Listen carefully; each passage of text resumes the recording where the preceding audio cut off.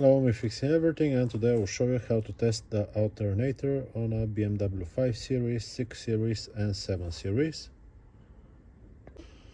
Something that is good to know before we start: you don't need to remove the alternator from the vehicle, you just need to disconnect the battery and the positive cable and the connector here on the side. I'll show you in a second. And you need a multimeter, nice with automatic range. Okay, now you can see that the alternator is moving. That's good, it's not blocked, because it happens. Sometimes the alternator gets stuck, mechanical problem. Now we'll test the electrics. What you need to do is remove the 13mm nut from here, remove the cable, the positive wire. Don't forget to disconnect the battery. Remove the communication wire here, unplug it, and now here sometimes there is 8mm nut, sometimes there is not, sometimes there is like a retaining clips. This plastics gets removed like this. This is the voltage regulator. Remove it with 7mm socket, yeah, like this. Here usually there is a cap, this one goes to the side. Now quickly we're gonna check the rotor. You can see it right here, yeah. Usually you can see this when you look in your engine bay if you don't remove it. We're looking for 2 to 3 ohms when we get the probe. I'll just put it on so it does not beep. If you see the screen, 2.5 ohms. From 2 to 3 ohms is okay. Now it doesn't matter if it's this side, yeah, or the other side. So polarity is not a problem, it's just like a big wire. What we also need to check if there is continuity between the slip rings and the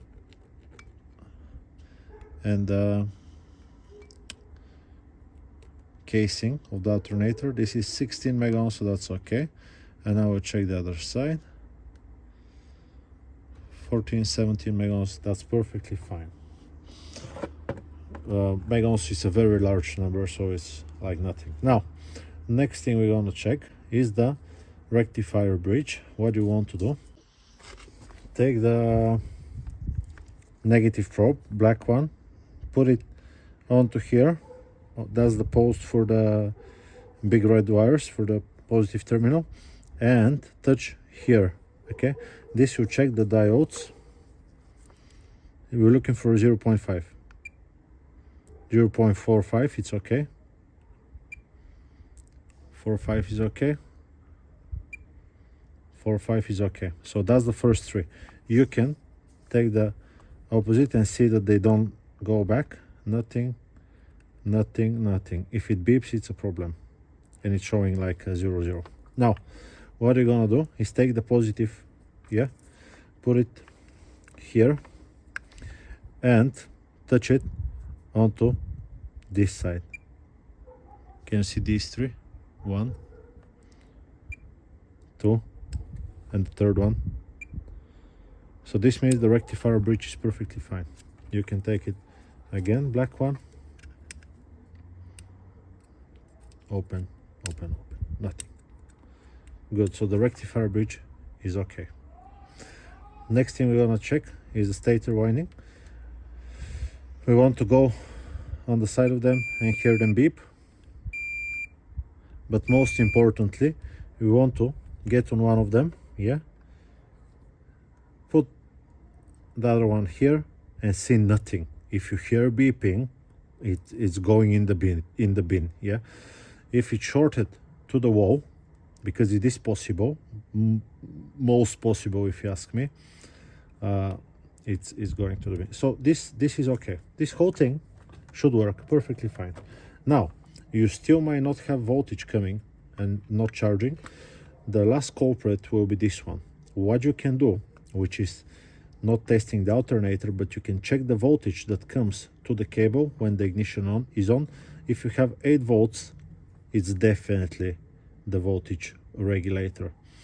Unfortunately, other than the brushes, you can see these brushes are brand new. Other than the brushes, you can't check, you cannot check this voltage regulator with just a multimeter. You need a bench power supply, you need a special communicating device, because some of them are different protocols. Some will expect a signal from the computer, some of them will expect a voltage between 12 and 14.8 volts and whatnot, but there is a chip inside. Yeah, there is a chip with almost like 15 wires inside, so you cannot check the voltage regulator with a multimeter. If you know a way, tell me, I'll be very happy to see. But that's generally what you can check on your alternator. Stator is okay, it's not shorted. Rotor is okay, it's not shorted. Rectifier bridge is okay. Brushes, look how long they are, perfectly fine.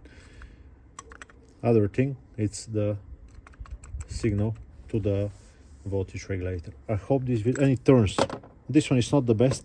Yeah, you can hear the bearing, but it does work. So that's how you can test. Some of them are 100 amperes, this is 170, some of them are a little bit less, but they're exactly the same. Yeah, I hope this video is being helpful to you. I'll just put it back now, and I will see you on to the next one. I'll be happy if you leave me a comment, or even if it's negative, I might not reply, but I'll still read it. That's it. Bye bye.